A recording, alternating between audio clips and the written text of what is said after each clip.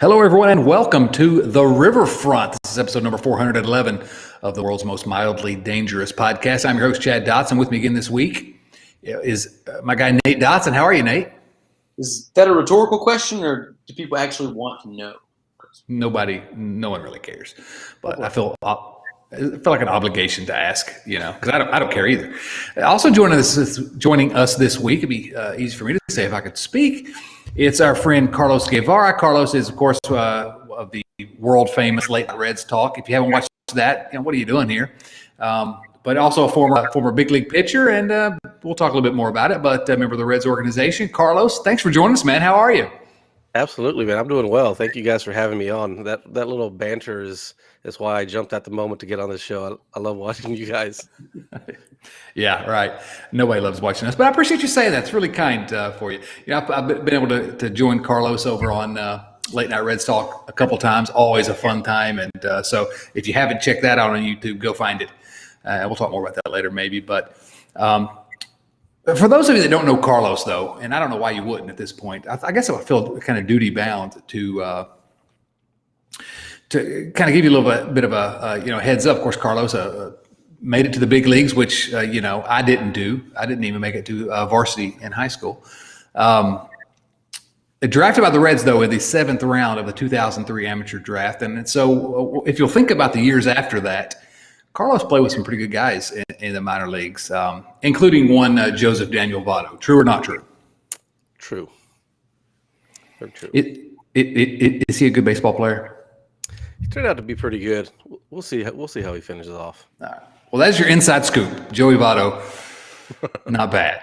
Well, let's talk about baseball here, if we could. Well, actually, that's what we've been talking about, but it's been mostly Bengals for the last few weeks. And yes, I know I say Bengals weird. That's all right. Deal with it. Weird. We start here with the news of the week. And, of course, as it's been lately, it's the lockout. And the lockout is – we'll talk about some of the specifics, but I am no more encouraged about the state of the lockout than I was last week. Carlos, what are your thoughts on this massive joke? It's baffling how it can be so bad. There could be, no good faith, bargaining going on. It's just report after report. I mean, you keep seeing these guys, reporting that they're showing up, they're having meetings every day, but nothing's coming from it. I mean, they're making little to no ground. It's getting worrisome. Like now I'm on the train to where I think we might be closer to missing more than maybe just a month or a couple of weeks. Yeah, Nate? I hate to say it, but I agree with Carlos. The most frustrating thing for me is that, they're somehow in some way getting face-to-face every day, and they don't even accidentally make progress. I mean, there's been no, to use what Carlos said, good faith effort from the owners at all to, try to appease what the union wants. Negotiations have to kind of happen that way, and everybody keeps talking about this deadline, March 5th or whatever. There shouldn't be a deadline. The owners put the deadline on there. They locked the players out. All of this could have been avoided. And I don't think we're going to find any sort of resolution until we have lost significant games. Well, the problem is you don't have a negotiation if only one side is negotiating. And that's what's happening here. The players are basically negotiating against themselves. Because the owners are just, it's become more clear than it was even in the last couple of weeks we've been talking about it. They're not seriously interested in negotiating, and because they have nothing to lose, they don't mind missing games, and they think they can wait the players out. But this is not new. We all talked about this. The latest, I guess, we have ownership is asking for 14 playoff spots. The players have countered with 12. But this week, the players basically said, put an asterisk on that number 12 playoff teams. Told the owners if the 2022 season isn't 162 games, then they won't agree to 12 teams in the playoffs this year. And, of course, the reason for that is that did we lose Carlos there for a second? I don't know what happened there. That's probably my fault. This conversation already. He's like, I'm bored. I thought he was. I'm out. is that the owners make the money on the playoffs, and so they don't care. And then of course we have this statement by Major League Baseball that we're going to begin postponing the start of spring training games until at least March 5th, and games are going to be canceled soon. It's all just, I don't know. We could talk about the specifics, I guess, but it's the same thing we've been seeing. The owners do not seem to have any interest at all in ensuring that games are played. Period. Point blank. I mean, I know Carlos disagrees with that. He's on the side of the owners, right? Oh, absolutely. I feel bad for those guys. They don't get to come to their 3 games a year now, so might be pushed down just to 2. We'll see. It constantly blows my mind, much in the way when I troll everyone on Twitter by saying that Pete Rose is not the best player in Reds history. People go nuts, but it blows my mind how many people out there are so desperate to defend the owners here, and I can't. What's that? Either of you? Where does that come from? Why is that a thing? I've yet to hear a good reason why you would back the owners. I mean, you guys had Bill on a couple of weeks ago, or however long ago it was, and I didn't hear one good reason. I can sort of understand the initial thought, like, oh, they're all rich. It's just rich people negotiating against rich people. But if you stop to think about that for just a second, and you consider the players that don't stay in the league for several years and make that money for a long time, and the amount they got to pay their agents and moving their families across country, and they're only making this money for I think the average lifespan for a player, not lifespan, but 10-year span or whatever for an MLB player is like 5 years. So yeah, sure, they get to go play a game and get paid for it. But what happens after that 5 years is up? What if you were up and down between the big leagues and AAA that whole time? That's the average span of a big leaguers, 5 years. I don't know. I feel like I read that, but I could have just made it up. Oh, that seems really long. I'm all about feelings and not facts. I don't fact checking. I like that. Just save that. Let me write that one down real quick. Yeah. Meanwhile, you have Bob Castellini, who can put a team out with no interest in winning, lose 90 games a year. It doesn't matter because his investment has already tripled, quadrupled. It's $1 billion business at this point. And so there's, and they're going to make money whether they're serious about competing or not. And the players, right? We think about, oh my goodness, poor Mike Trout, poor Joey Votto. What are they arguing over? They need more money. No, that's not who's arguing about it. It's the guy that's in his first year in the league that is going up and down between the minors and majors, and happy to get that major league per diem and the prorated major league salary. And those guys, and then the next generation, the minor leaguers who are not even represented in the Players Association, but the next generation. So I can't. And we did go around and around on that on a recent podcast, but what comes back to me is this: the owners have locked out the players. Players didn't strike. Players will be at spring training tomorrow, but the owners have locked them out, and I don't know why we would. I don't know. I guess I'll let either if you want to add to that. We've kind of beat that up, I guess. Yeah, I mean, yeah. Unless you want to dive into each thing, some of the main things to me that stick out that are kind of worrisome or whatever is adding the playoff teams, because I feel like that's going to give the owners of Cincinnati more reason just to keep it as is. Spend some money every now and then, not very much of it. Don't do a whole lot at the trade deadline. I feel that that's the way it's going to go if we expand these playoffs rosters. And then Castellini's going to be trying to get to 500 every year. That's all Castellini wants to get to 500, because then maybe you got to play. The Reds have been in the playoffs the last 3 years in a row now. If they would have expanded it, yeah. That's been one of the most successful. Like it whenever they get in this year, but that's where it gets a little messy for me, because as a baseball fan, I do not want to see any playoff expansion. But as a Reds fan, I'm like, wait, 500? If he's shooting for 500, that's pretty good. Yeah. Might be the only way we get in the playoffs, right? Yeah. Yeah. That's a big one to me, is the expanding playoffs. I think it's going to happen eventually, certainly. I mean, we have the size of the players are already countering to, adding on their counter, they're adding playoff teams too. So that thing is going to happen. Yeah. Well, one of the big ones for me is this, the salary minimum. it blows my mind. The amount that the owners are now offering is less than last year's if you adjust for inflation. They're proposing a pay decrease. You mean the minimum salary for players? Yeah. Yeah, like what are we arguing about here? Like what are those? If you what are want the to people who are backing the owners? They have no legs to stand on. What are we talking about? You don't want to pay them anything. Somebody put out a tweet earlier with like the NBA players, the NFL, what everybody gets paid, and the MLB plays about 100 more games than everyone else at the minimum. Yeah, and they get paid the same. Hockey's probably the closest as far as roster sizes. Yeah, and they're making 750 or something like that. Yeah, and half the games. Yeah. I guess think of it this way. There's this huge pile of money out there. If you're listening to me and saying I'm an idiot, and I know most of you do that every week. That's fine. I get it. But if you're saying you're an idiot, the owners are, they're risking something here. Just look at it this way. There's this huge pile of money that is just pouring in baseball. And so much of it is not related to what happens on the field.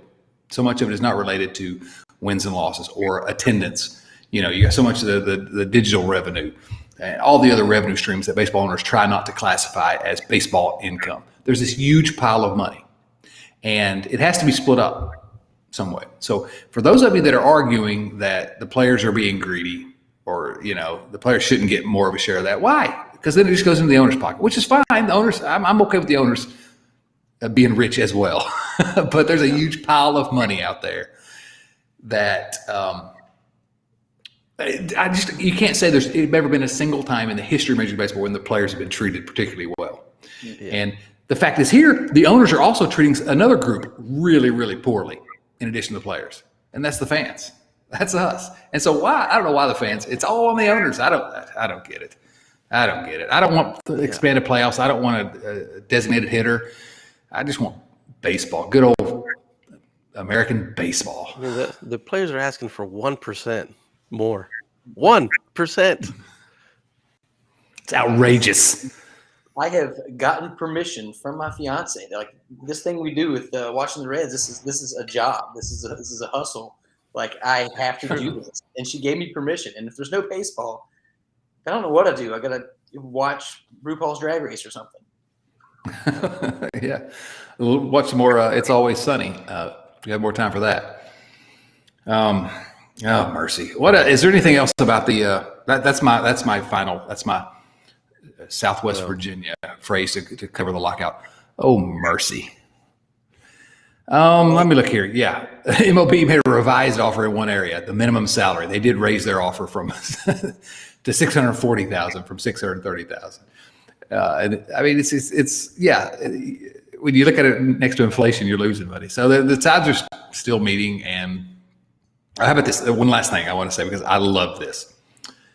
MLB put out a statement that said this: all 30 clubs are unified in their strong desire to bring players back to the field and fans back to the stands. Raise your hand if you believe that. They could do it tomorrow. What's that, Nate? Then why'd you lock them out? Yeah.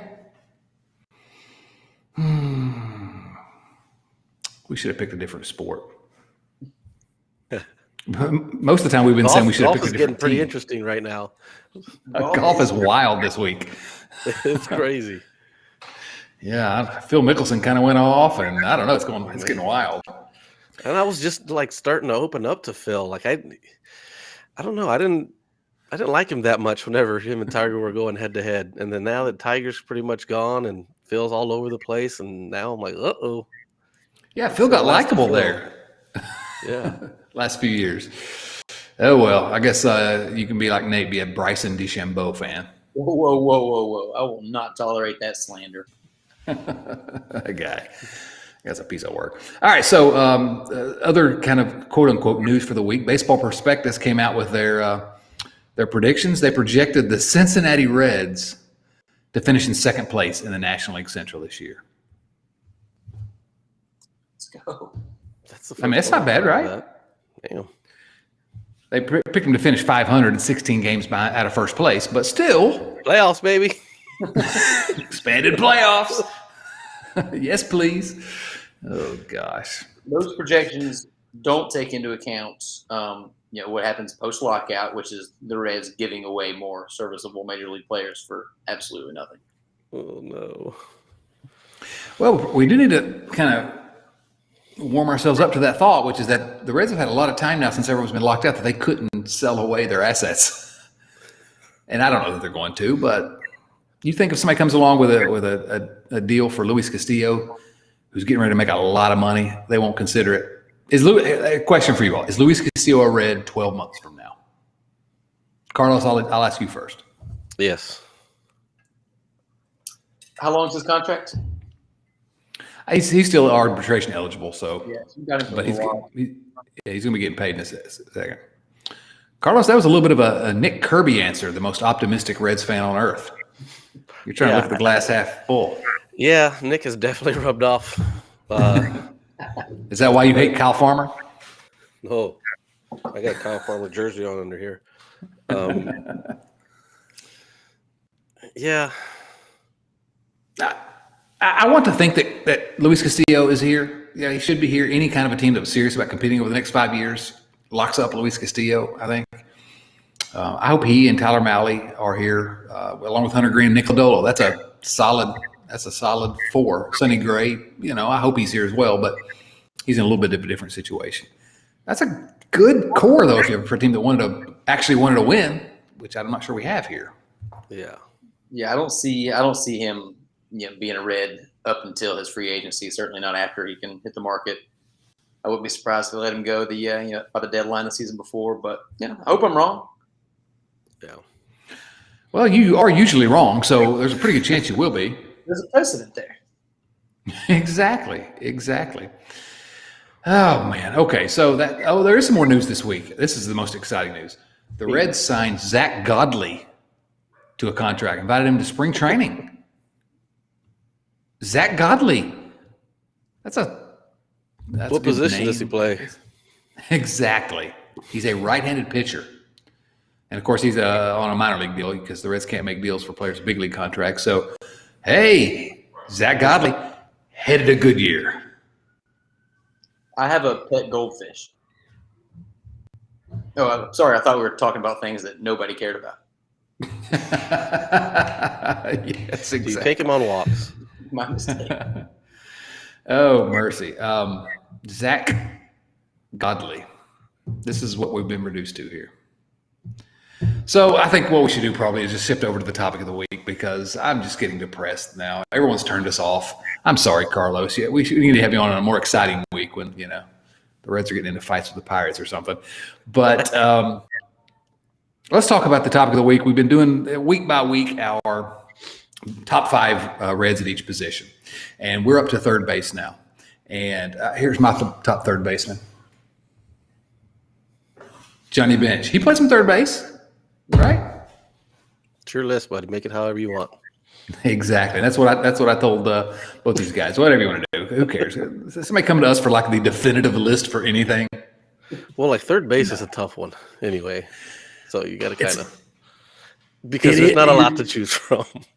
Yeah, we've talked about that a couple other positions. First base was pretty good for the Reds. Catcher was not great.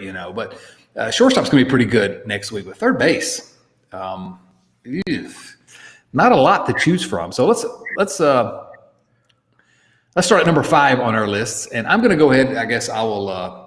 Actually, what I'm going to say for number 5, Nate and I had the same number 5, so I'm going to go ahead and go there. Eugenio Suarez. Gino, you may know him as. Suarez, until the last year and a half, I thought was going to end up being way higher on this list, and he still may. I want to believe. Nick Kirby tells me that he's going to be great again. But Eugenio Suarez, okay, he's not been great the last couple of years, but Suarez has obviously, the home run record for Reds third baseman, for single season third baseman. He's up there with again, here at the bottom of this list, you can make an argument for about 10 different guys, frankly, but and to show you kind of how thin third base is, well, I'll get to that in a minute. Carlos has Suarez even higher on his list. So, Nate, first, what are your thoughts on Eugenio Suarez? He had a really hot stretch there. 2017 through 19, he was good. He had 10.9 wins above replacement during that stretch, including that just monster 2019 season with the 49 bombs, 131 OPS plus. He was just matching. We all know the struggles of the last couple of years. Hopefully they're behind us. But if you're looking for somewhere to blame, it's not the swimming pool. Some hack writer posted an article in March of last year titled Eugenio Suarez, All-Star Shortstop. And I think what a moron. scholars maintain that is solely responsible for his slide last year. So I can't imagine who that is, but what an idiot. What a buffoon. Now, do you know he has been a well above average MLB third baseman in the past for multiple seasons? I'm keeping my fingers crossed, keeping the optimism alive. He's top 5 all-time Reds at any position in terms of being the most likable guy. I mean, we'll give him that. Carlos, you had him at number 3 on your list. And by the way, I was going to say your list. There's one name on your list that I can't wait to talk about that I wish I had put on mine. We'll get to that. But why'd you have Gino a little higher? My list wasn't necessarily about, who's the best. I could have gone on Baseball Reference and just made that list. Mine was more about, just maybe some of my personal interactions with them or anything like that with some of these guys. But I had Gino higher just, basically for the reason that you just gave last was, he's top 5 likable Reds, like just a great guy. Watching him out there and how happy he gets for his teammates. That's great. Last two years have been rough. But I'm going to go ahead and just remember September, bank off of that. And here we go again, baby. You can just, that article that you wrote, just take shortstop and put third base, send it out again. He's back, baby. Yeah, no, he did have a good September, and everybody who is a Suarez fan, which it has to be everyone, is thinking, "Oh, please be back," because there's no one you're rooting for more than Suarez to get back. So number 5 on your list, Carlos. Let's see, he ended up being number 4 on Nate's list, and so I'll let either of you jump in. Todd Frazier, I thought about putting him. He was really close for me. Todd Frazier. Yeah, I had him in there, just for recency. Bias here, just kind of. I don't really know the whole history of the Reds like you two. So it's hard to leave off the list. He had the All-Star game, home run derby. That alone probably in third baseman will put you on this Reds list. That performance there. He was very solid for a couple of years. I have it written down here, Todd Father number 5 / Bean Burgers, because little story I went to go, I forget which year it was, but there was a fight on Saturday night and Joey had some folks over. And so, he had burgers and brats and, just fight night food. And so some of the guys came over and Todd came over and, we each get a hamburger, maybe some wings or something like that. We're just talking a little bit. We both take a bite out of the burger, virtually the same time. And then we just kind of like look up and lock eyes. We're like, what is this, Joey? And he's just over there laughing because, he had his chef made bean burgers. They're as bad as they sound. The next day at the ballpark, after the game, I'm just sitting there waiting on Joey to come out, and I see Todd, and he comes out, and he's like, "How's your stomach?" I was like, "Not good, buddy, not good." I'm never going to be able to forget that story now when I think about Todd Frazier. Bean burgers. Nate, I'm sure you have a better story. No, I can't top that. Thanks, Carlos. I should have gone first. No, I think for all the reasons Carlos said, you have to take into account things that impactful moments in Reds history, and that home run derby, it's unforgettable. He was a 2-time All-Star. He was been in our lives for a long time because of the Little League World Series stuff. Pretty likable guy. I don't know. I think he was just good. We've talked about how the third base position hasn't been that deep, and And he had a couple really, really good years. Yeah, I mean, I think maybe I made a mistake not putting him on my list because 2 All-Star games. Suarez has only had 1, and then of course the home run derby. Yeah, completely legendary. So, good call for you guys having Todd Frazier on your list. My number 4. We'll go ahead and talk about him because he made both of your lists as well, and it is Chris Sabo. And Nate had Chris Sabo at number 3, Carlos at number 2. And again, that's basically 2 through 5 here for third base. You're tossing dice, whatever. It doesn't matter. There's 10 guys that could be in there. Sabo to me, I growing up, he was kind of my guy. Rookie of the year. I remember getting so upset at Cardinals manager Whitey Herzog in the All-Star game in Sabo's rookie year before you guys were born, and he was the only backup third baseman on the roster. Bobby Bonilla was the starter, and all Sabo got to do was pinch run. And I was so upset at the time, and I'm still upset about it. And we're 100 years later. I'm flawed mentally, is what I'm telling you. I don't know, just one of the most fun guys to root for. Kind of classic Cincinnati guy. The World Series performance, Chris Sabo. Nate, Chris Sabo, you had him. What'd you have? Number 3. Yeah, he baseball feats aside, he made rec specs cool, and he rocked a sweet flat top. Like, you know how hard that is to pull off? He did. Well, I'm not sure he pulled it off. He does.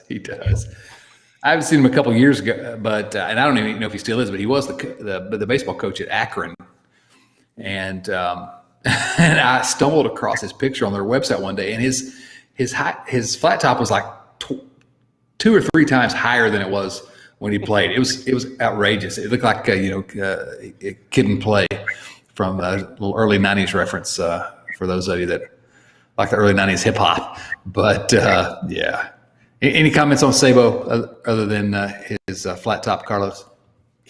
Yeah, he hated pitchers, hated us. Remember when spring training, he was one of the instructors, and every year we do the like those Incrediballs, the soft ones. They weigh just as much as a baseball. And anyway, they take us down the right field line, and they send a coach with us, bucket of balls, and they hit comebackers at us with those. Then they hit them pretty hard. And then they make a game out of it. They start hitting it harder.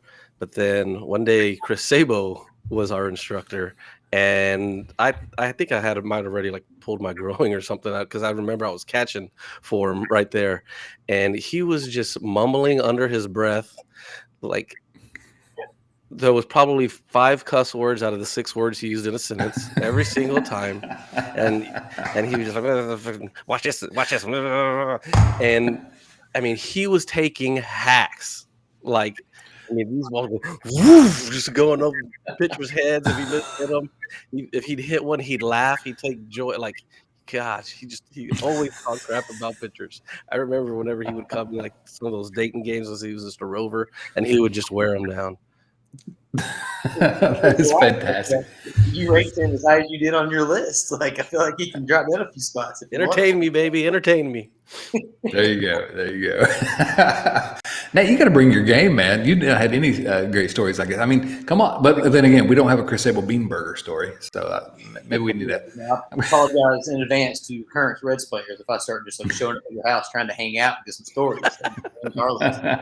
Just start mowing their yard. Right.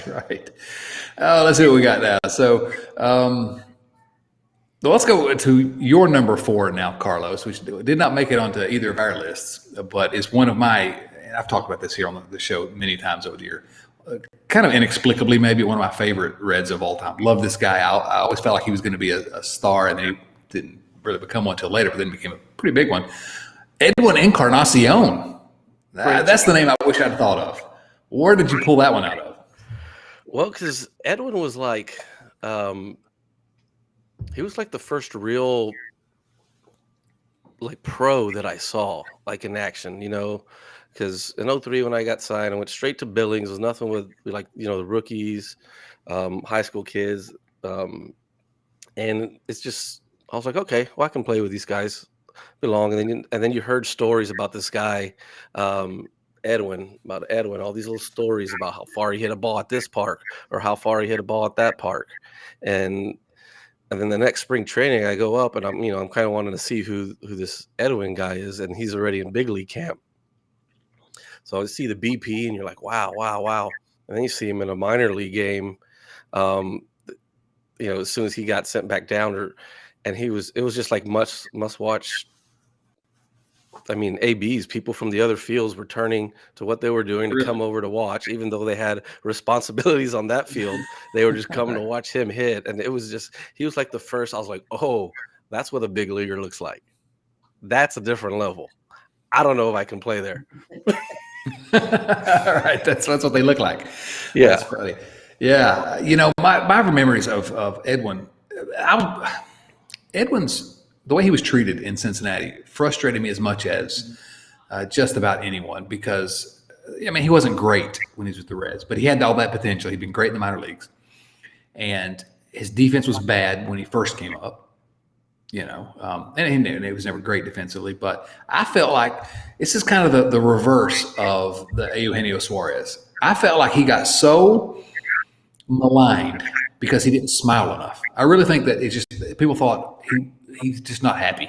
We got to get rid of this guy. It was such a weird kind of confluence of fan opinion and media attention that did not pay any attention to the fact that this guy's a real prospect. This guy could be a great player. Maybe it took him going to somewhere where he could be a DH. Maybe that's what it was. But he ultimately became a multiple-time All-Star and big-time home run hitter and, not a Hall of Famer, but one of the better players in the last generation of sluggers. So, I don't know. I always felt like he was treated really unfairly in Cincinnati, and still one of my favorite players. Mm-hmm. Nate, do you have any memories of nothing quite so interesting, but I look back fondly on his time with the Reds. Like you, I was had a lot of excitement for him. He is definitely up there in the players that left Cincinnati that I followed the most. Like I continue to root for that guy up until he left the game. Edwin Encarnacion, great call. Number 4 on Carlos's list. Now, my number 3 did not make it onto anyone else's list. I'm a little disappointed in all of you. How did you forget Billy Werber? Who? I don't choose people that played when the world was in black and white. Everyone that's listening made that name up. Exactly. Yeah, I had to add him just because, we needed someone that was born in 1908. Just a fun fact. This is actually not that fun at all. He died in 2009 at age 100. And that wasn't fun for him, I'm sure. The least fun possible fact. That was not a fun fact at all. Laughing while you're saying he died. I want to apologize to the Werber family. We were trying to honor him by placing him on this list, and now it's gone off the rails already. I should have known this was going to happen. Billy Werber. Here's why I think Billy Werber should be on this list. He was the third baseman on the 1939 and 1940 Cincinnati Reds, both of which made the World Series, and of course they won the World Series in 1940. He was basically the heart of that team. And when Garber and I wrote that dumb book, we did some research for a chapter because we had to talk about the 1940 championship team, and he was really bizarre. He gave everyone else on the infield a nickname of some kind of a jungle cat, tiger and lion, and it was a different time, 1940. I was just a wee tyke, and but he was a great player. He was the key player to me, even though Ernie Lombardi was on that team, the key player on that World Series team in 1940. So I do not expect either of you have any comments about Billy Werber unless Carlos had a bean burger with him at some point at age 90. Rest in peace. Rest in peace. Carlos is still laughing at the fact that Billy Werber died. That guy, gosh, couldn't even make it to 101. Oh, man. I'm going to have to edit this one heavily. Yeah, if he knew what YouTube was. Okay, so we're up to the top 3 on at least all of our lists. And so let's go to I think we're actually top 2 on Carlos's. We got his number 2, Chris Sabo. So we'll go to your number 2, Nate, which is a guy that didn't show up on either of our lists for reasons. You could put him at 10 different positions. but well, not literally, because there really aren't 10 different positions. Oh, I guess there will be, because we're going to do relief pitchers separately, and we're going to ask Carlos to come back for that one. But you had Pete Rose at third base. I was kind of surprised he didn't pop in on yours. He did barely play third base for the Reds, but when he did, he was pretty darn good. 17.4 wins above replacement. He had, finished in the top 5 of MVP voting twice at third base for the Reds. 4-time All-Star. A fun fact about Pete Rose: he's, a jerk. That is a fun nice fact. way of putting it. Yeah, that's one way to put it. I do have a Pete Rose story. I was in Vegas for a friend's bachelor party. First of all, every Pete Rose story begins, I was in Vegas. Anyway, go ahead. I had perhaps been overserved the previous evening, so I was struggling on my way to get a beef burger. And I promise. on the way, I just have my head down. It's 1,000,000 degrees. I'm just trying to get through this. I do not feel great. And the person leading the charge was like, they knew I was a big Reds fan. They're like, Nate, you see who's in there? I'm like, don't talk to me. I need water and nachos. And they said they made me stop and look over. Lo and behold, in an empty room with, I guess, just like him and his agent, it's Pete Rose. So I immediately perk up a little bit. I'm getting pretty excited, and I'm looking at all the signs, how much it's going to cost to get an autograph, and I'm debating about whether or not I want to go that far. And before I have time to make that decision, he goes, if you're just going to stand there, it's going to be $5. That was it. I just Did you give him $5? The magic, Did you give him 5? The magic was gone. No, I left. I saved that for extra cheese at the burger place. Well, a former colleague of mine once was in Vegas, and he was going to stand in line because he's an older guy, and to that generation, Pete Rose was Pete Rose, but he was standing in line for that autograph, and he ended up getting to the front of the line and plunked his money down there. Was trying to get his autograph, and couldn't get Pete Rose's attention because Pete was focused on the television over to his right, where there was the horse race had just started, and he had money on one of the horses, so he had to wait until that was over. So that's Pete for you. He'll show up in a different position, I guess, but I don't know. Third base is, he was good at third base. I guess the question for you, Nate, is, was Pete Rose the greatest player in the history of the Cincinnati Reds? I don't think that's debatable. It's obvious, right? Yeah, he was never even the best player on his own team. But anyway, whatever. On Twitter, it's controversial. So I may do some more trolling later tonight if we finish this. My favorite recurring Riverfront segment is Chad's dumb tweet battles. I tend to say things on Twitter to get a rise out of people sometimes because, man, there's this group of fans that are just insane. Well, it's the same group that's been hammering Joey Votto for the last 10 years. He walks too much. Oh, they can't get over Pete. All right, so back to Billy Werber. Still dead. That's not right. That's not right. My number 2, and again, the thing you need to know about my number 2, also dead.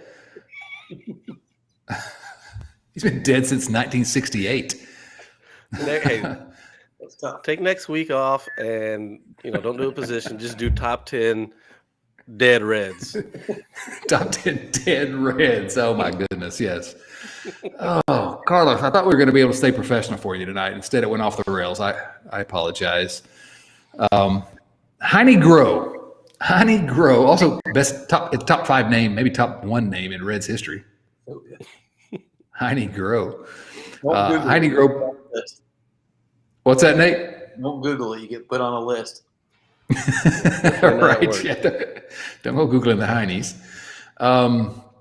Born in 1889, played for the Reds from 1913 to 1921, and actually, unless I, looked at this wrong, I guess second most wins above replacement for a Reds third baseman ever, and close to a Hall of Fame level player. Played in the World Series twice, of course, only once with the Reds. He was on that 1919 Reds World Championship team. I don't know. Heine Groh, I just really don't care if he was on this list. I wanted to say his name. So there we go. If you all just want to say his name, we'll move on. Heine. Carlos is not taking that bait. All right, so that's my number 2. Are we up to number 1 now? I think I think so. do.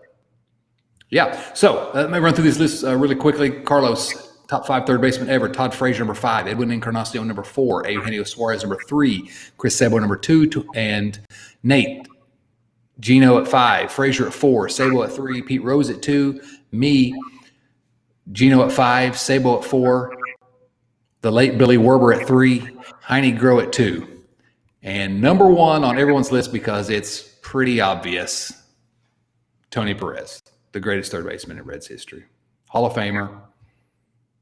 I don't know. Good nickname, Big Dog. Anybody got anything you want to say about Tony Perez in particular? I don't have much on him. Who was he? Did he even play? The rumor. I did love that he won NL Player of the Week his very last week playing baseball at 44. Fun fact to know and tell. That is a fun fact. That's way more fun than the facts I've been telling. Found that on the interwebs. That week he went, got it written down there, 8 for 19 with a home run, 3 doubles, and 6 RBIs, if my handwriting is correct. So that's pretty cool. I also found out that he was a giant advocate for a player that, I don't know, baseball history as well as a lot of people that get on here, but a huge advocate for the Hall of Fame candidacy for Manny Minoso. Minoso, yeah. White Sox, and I didn't know anything about this guy, and it led me down a Wikipedia rabbit hole that was super interesting. So if you're looking to kill 10 or 15 minutes, you can find worse ways to spend it. The thing I think about with Tony Perez is always, and I'm not going down that rabbit hole tonight, Nate. I'll wait till the weekend. Got to save myself some time for that. But the players that play for the Reds always consider him the most important player on the Big Red Machine team, which is saying something. Wow. 3 of the top 5 seasons by wins above replacement for any Reds third baseman. He's 7-time All-Star, Hall of Famer. He's Tony Perez. Carlos, any thoughts on Tony Perez before we? No, I don't have really. I really didn't even took a deep dive into looking at his numbers until today, and yeah, you populate the top third baseman for the Reds, and those numbers stick out. Tony Perez, very much alive, will be 80 in a couple of months. So, not going to make dead Reds list. Sorry, Tony. Not for a long time, we hope. Not for a long time. All right, so there you go. Tony Perez is the greatest third baseman in Reds history, period, point blank. That's it. Let's answer some questions, shall we? These questions come from our friends at patreon.com/riverfrontcincy. It's patreon.com/riverfrontcincy, where you can support this stupid show. And although I don't know why you would, I think all of you should unsubscribe immediately.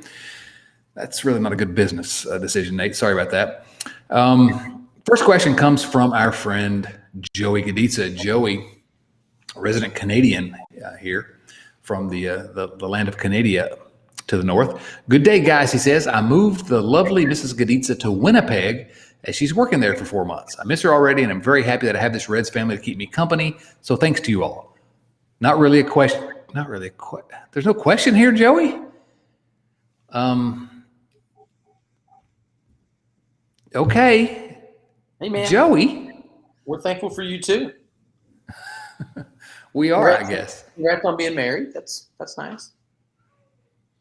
Is it, though? I mean, it's for Joey, I'm sure. And for me, Mrs. Dotson, if you happen to be watching.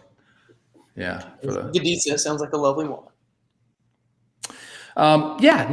Winnipeg sounds, You've been to Winnipeg, Carlos?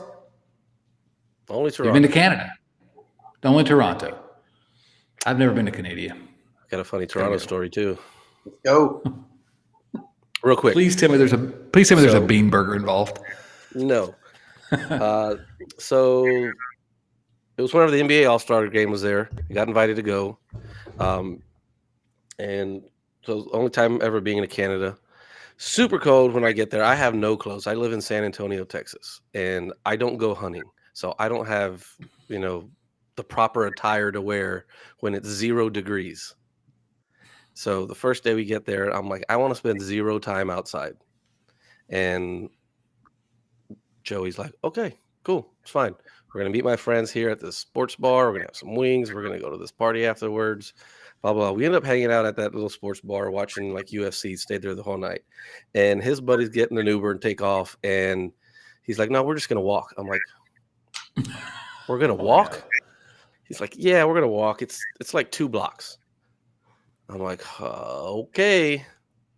So we start walking 2 blocks, 3 blocks. I'm like, what? I'm walking sideways at this point because the wind is hitting my face and I'm starting to get worried. We end up walking probably like 3/4 of a mile to get to his condo. And he is just dying laughing. Like, I mean, I slept in the clothes that I walked from the restaurant in because I was so freaking cold. It was unreal. And he's just dying laughing. That's my friend. That's my friend. Joey's not a nice guy. It doesn't sound like it. That's not much of a friend. Although it would be kind of funny, I think. Yeah.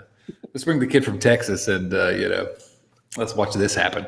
That is fantastic. So that's what you get, Joey, for not asking Joey Gaditza for not asking a question. You get that story. Kyle Kapler asks this: Andy Pettit, Andy Messersmith, or Andy Abad, Hall of Fame worthy? No, none of those are Hall of Fame worthy. I mean, you may think Andy Pettit's Hall of Fame. Either of you think Andy Pettit's a Hall of Famer? Playoff Hall of Fame, maybe. Maybe. Well, the Reds have no one in the playoff Hall of Fame. Because they're all dead. Maybe some dead guys. Andy Abad's picture on Baseball Reference set up Hall of Fame worthy goatee. Oh, Strong. I'm not going to look for that, but I won't take your word for it. The next question comes from James Urban. James Urban, we often talk about the good moments as Reds fans. So let's hear the worst ones you remember. Top 3 worst moments in Reds history. I'll start.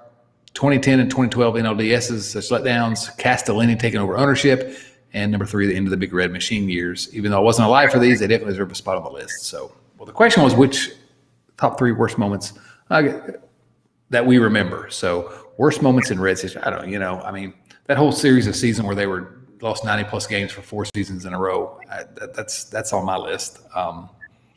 The Buster Posey home run in the 2012 playoffs.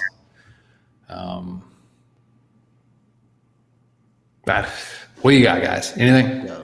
12 was whatever it was the Giants that they were up 2-0. Yeah. Okay, yeah. That one was probably my least favorite. Went to the games in San Francisco and so fully expected that to be over. And should have been. That was tough. I forget what year it was that Joey hurt his knee. Or he was like just killing, like he was going to crush the doubles record. Yeah. That was like going to be his best year. Yeah, it was another MVP year ready to happen. Yeah, for sure. That was a bummer. And I don't know, I don't really have a third one, I guess. Yeah, it's so great. There have been so many bad moments. It's hard to, over the last 20, 25 years, it's hard to really narrow them down, unfortunately. Nate, what do you got? The extended periods of losing, like I'm just numb to all that. So that doesn't stick out whatsoever. The Posey home run was big.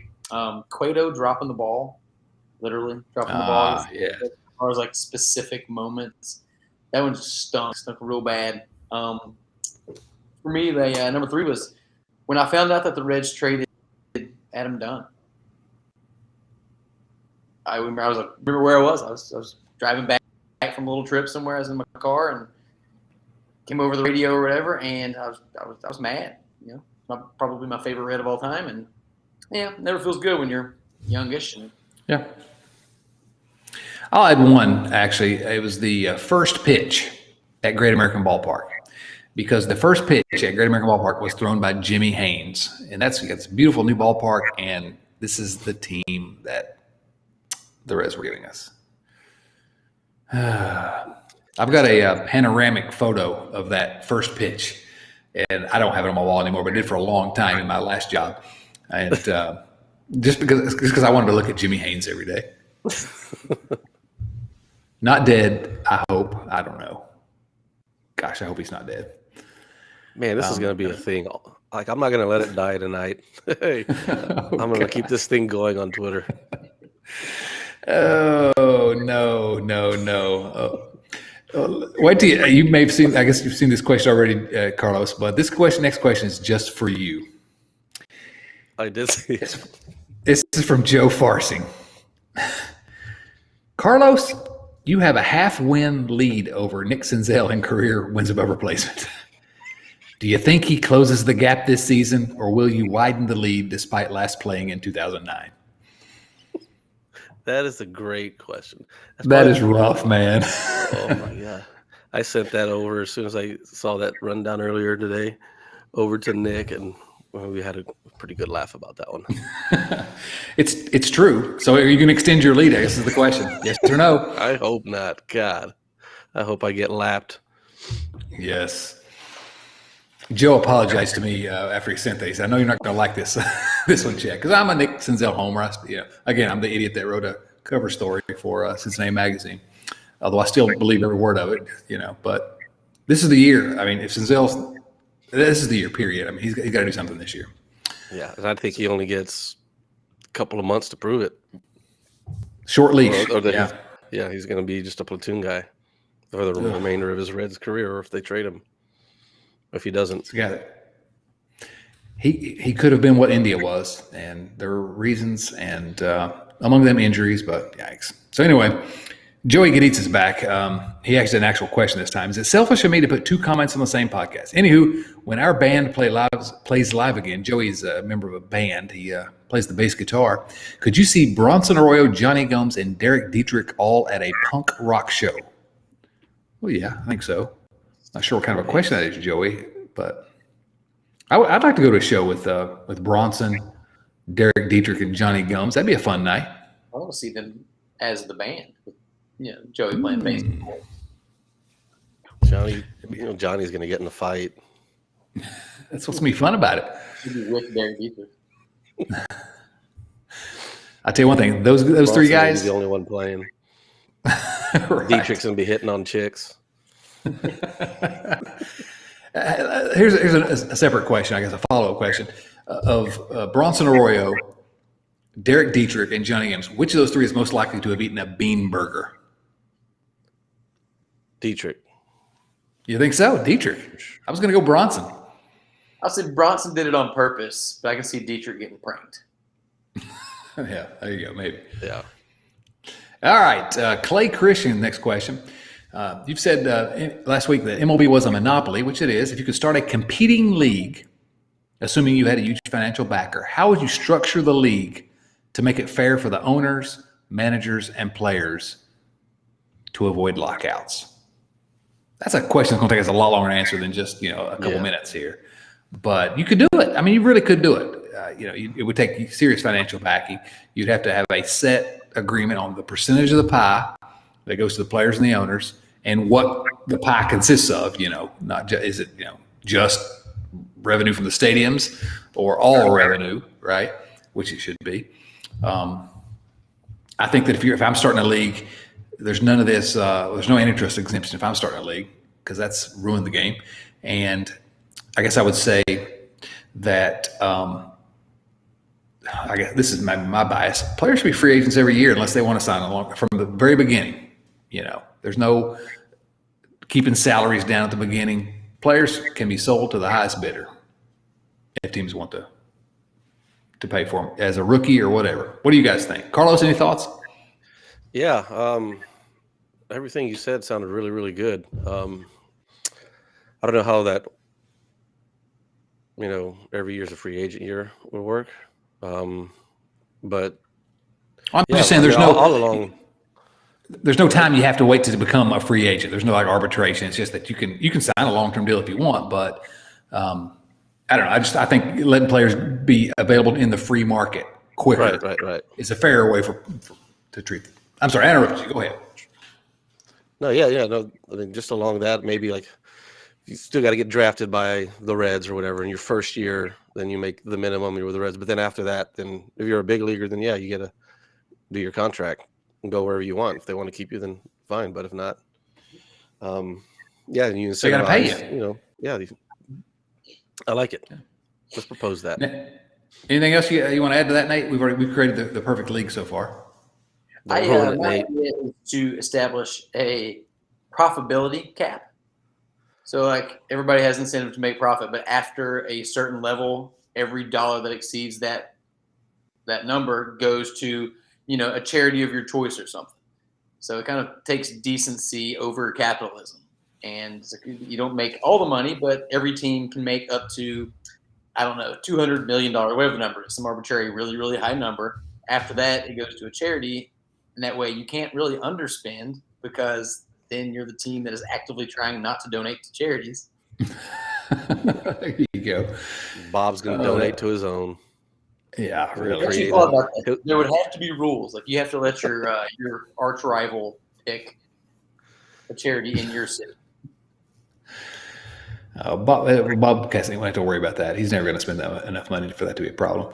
That's a great question, and you could really someone needs to really think that through and write a good piece about that. Ellis Farson says, I've been rewatching the Ken Burns baseball series this week. The most recent episode, the bottom of the 10th inning, finishes up at the end of the 2009 season. If Ken were to make another episode, what do you think it would include from 2010 to now?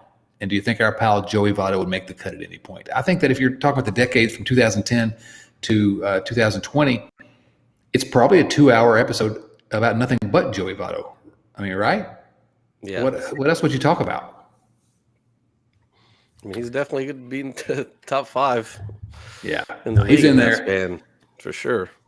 I mean, I just saw that on Twitter right before we hopped on. They had his numbers from, I believe it was maybe 12 to 19, something like that. It was just incredible. Yeah, no, I mean, that's what frustrates me so much is that so many Reds fans don't realize you have been watching one of the greatest players. You're watching probably the greatest Red you'll ever get to see in your lifetime. And maybe the greatest Red of all time. I think you can make that case. Why are we we're not celebrating him every day? So yes, he gets on there. Yeah, I know what I hope doesn't get on there, and that is a chapter dedicated to the missed 2022 season because the owners are turds. Oh gosh, let's not go back to that, please. Yeah, thanks, Nate. Thanks for nothing. Right. Next thing we're going to want to talk about Billy Werber again. You got to draw the line somewhere. Nate, let me ask you a question. This is a serious question. Billy Werber. Do you know where he's buried? I don't. No. Come on, man. Obviously, everyone knows this. Sharon Memorial Park, Charlotte, North Carolina. Oh. So if you're in the Charlotte neighborhood, if you're in the area, someone please go send us a pic. Please, yes. Please. Mail some flowers from us. That'd be good. Like just the headstone. Don't go digging anything up. That's right. Yeah, just a picture. I don't need. Oh gosh, I'm glad because somebody will do that. This ridiculous cult that we have here at the riverfront. So, final question here comes from our friend Nathan Connor. Nathan says, "I'd be interested to hear the gang discuss the Paul O'Neill trade. It's relevant in that the Yankees are retiring his number, so he's in the news. What kind of domino effect do you think the trade had on the franchise? In a pretty short period of time, we lost O'Neill, Lou Piniella, Dan Wilson, and Norm Charlton." And so he's been watching some old Reds games and had a lot of commentary even back then about how Marge was going to slash payroll. So anyway, he says, it felt like one of those moments in time when the Reds chose a direction and had a massive impact. The O'Neill trade was sort of an early sign of that. Okay, so Paul O'Neill was traded to the Yankees. And this was in 1992, after the 1992 season, for Roberto Kelly. And we know what Paul O'Neill became for the Yankees, right? They're actually retiring his number, which is, he was a really good player. But look at the numbers the Yankees have retired. Those are Hall of Famers. And Paul O'Neill's not a Hall of Famer. I don't think. Maybe he will get in the Hall of Fame, but he's a very, very, very good player. But what people don't remember, and this maybe you all can chime in if you want, but I know this was kind of in my wheelhouse. I loved Paul O'Neill. He was one of my favorite players. But when he was traded for Roberto Kelly, most people thought the Reds got the best of that deal. Roberto Kelly was a good up-and-coming player. I think he made the All-Star team the year before for the Yankees. It didn't look that all. And Paul O'Neill at that time had not been what he became with the Yankees. So, yes, I think it turned out to be kind of a turning point because that 1992 or the 93 season, the 94 season. Well, the 94 season, they were pretty good. Actually, kind of changed my mind. That wasn't much of a turning point because they were pretty good in 94, 95. And then later on, they cheap and quit buying pitching, and it went downhill. But I don't think that was as bad a trade as it looked like in retrospect, I guess. So either of you have anything to say about Paul O'Neill? Jim Bowden, Bowden, however you say it, I don't care. He doesn't deserve to have another second spin on him, but he called it the worst trade of his career. I agree with you that at the time, I don't think many people thought it was that bad of a trade, but in retrospect, sure, he became a stud. I prefer to look at it from a more rosy, Reds-colored glasses standpoint. He got turned in, Paul O'Neill, to Bobby Kelly, as we mentioned, who then got turned in to Deion Sanders, who then got turned in to the immortal Dave Burba, who then got turned in to Sean Casey. Sean Casey. So if it wasn't for the Paul O'Neill trade, we wouldn't have got the mayor. Who got turned into Kevin Bacon. I think that's how that game works. I don't know what I'm talking about. Is it too much to ask that you have a Paul O'Neill story, Carlos? I don't have one, guys. I can make one up real quick. I mean, there's still time. Nobody's going to fact check me. All right, exactly. Nobody's even still listening at this point, so who cares? All right, that's good for – what's that, Nate? Like Billy Werber, there is still time to get a Paul O'Neill story. Oh, yeah. Billy Werber stories are no more. This has been – I don't know if it's been fun or not, guys. Nate, you got any final thoughts for us, Nate? No, this has been a lot of fun. Thanks to everybody who's listening. Thank you, Carlos, for coming on and helping us get through this one today. Any final thoughts for us, Carlos? No, I appreciate you guys having me on. It was a lot of fun. Hopefully I get to do it again. Yeah, I hope you'll come back again. And again, go watch Carlos and the gang over at Late Night Reds Talk. It's always fun every time. It's most fun when I'm on with them, but it's still pretty fun when I'm not there. And I watch every single episode, and you all should as well. You can like us, subscribe us. If you're on YouTube, hit the like button, smash that subscribe button. Tell your friends about us if you want. If you like us, if you don't, well, shut up. We're in every place you get your podcast. We're audio podcast as well as the video podcast. So I don't know. This was a fun one. I thank both you guys for being here tonight. For Nate Dotson, for Carlos Guevara, and for Billy Werber.